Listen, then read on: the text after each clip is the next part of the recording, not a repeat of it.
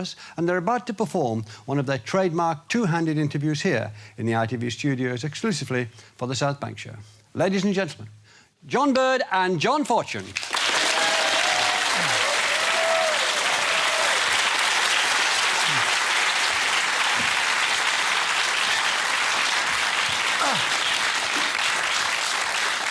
George Parr, you are an investment banker. I am, yes. Yes.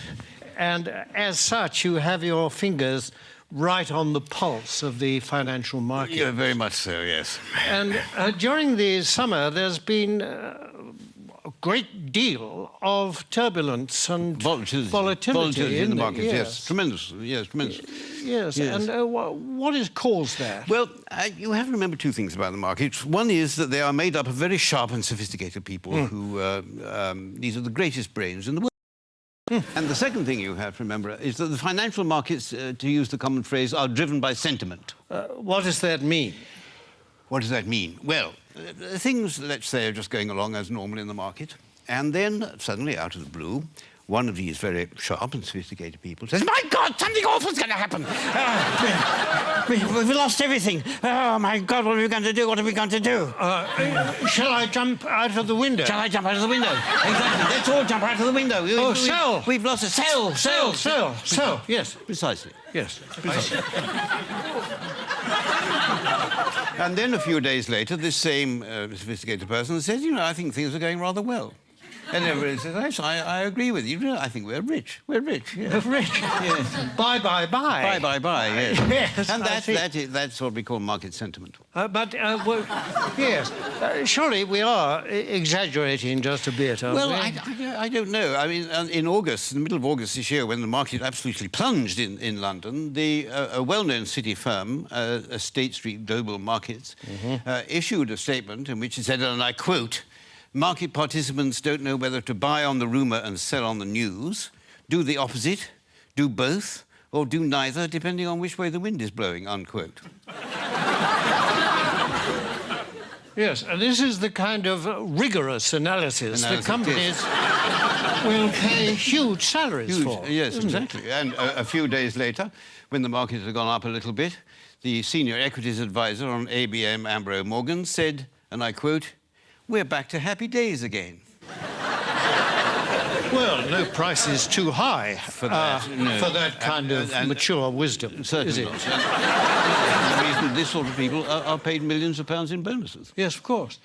During this summer, there have been actual causes behind the volatility in the markets, haven't there? I mean, specifically and especially in America, granting vast numbers of mortgages to people who can't afford them on properties which are diminishing in value. It's the so-called subprime situation, yes. The subprime market. Yes. How does that work, in fact? Well, imagine, if you can, say, an unemployed black man sitting on a crumbling porch somewhere in Alabama in his string vest, and a chap comes along and said, "Would you like to buy this house before it falls down? And why don't you let me lend you the money?"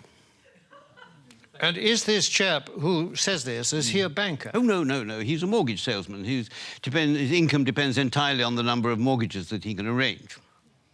So his judgment to arrange mortgages is completely objective? Completely objective, yes, absolutely. It would. Yes. And what happens next? Well, then this debt, this mortgage, is taken, bought by a bank and packaged together on Wall Street with a lot of other similar debts. Without going into much detail about what is actually... Without going into any detail, no, it's far too boring.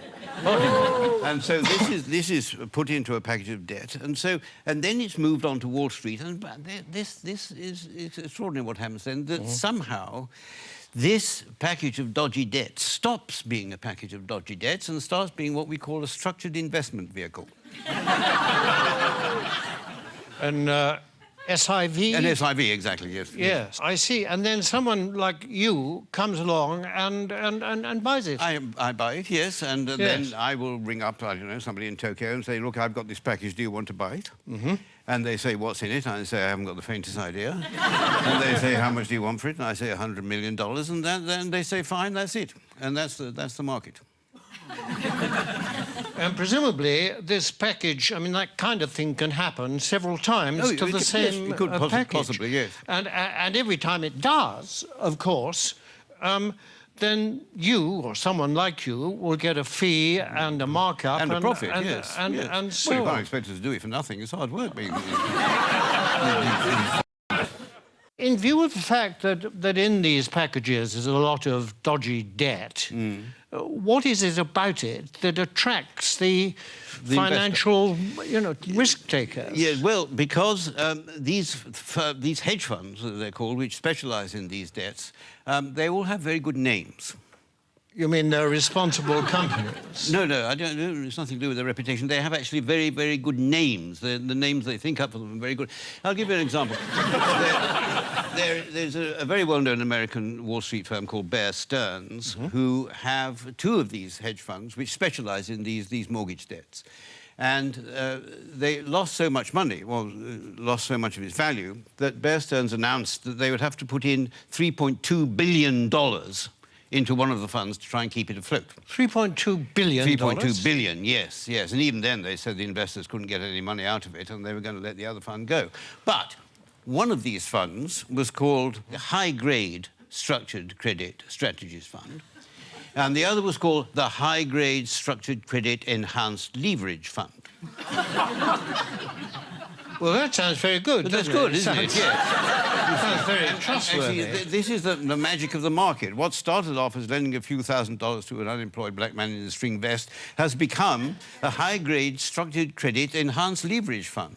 I like the sound of it. It is good. Well, it sounds very trustworthy. I mean, it's got good words in it. It's got words like high. High is good. High is good. Yes. Better than low, anyway, isn't it? Yes, absolutely. And structured is another good word. Very good. Enhanced is... I love enhanced. Enhanced is very... Yeah. I mean, I'd buy anything if it said enhanced. Absolutely, yes. Yes. It might have been different if it said the unemployed black man in the string vest fund, but yes, because then alarm bells might start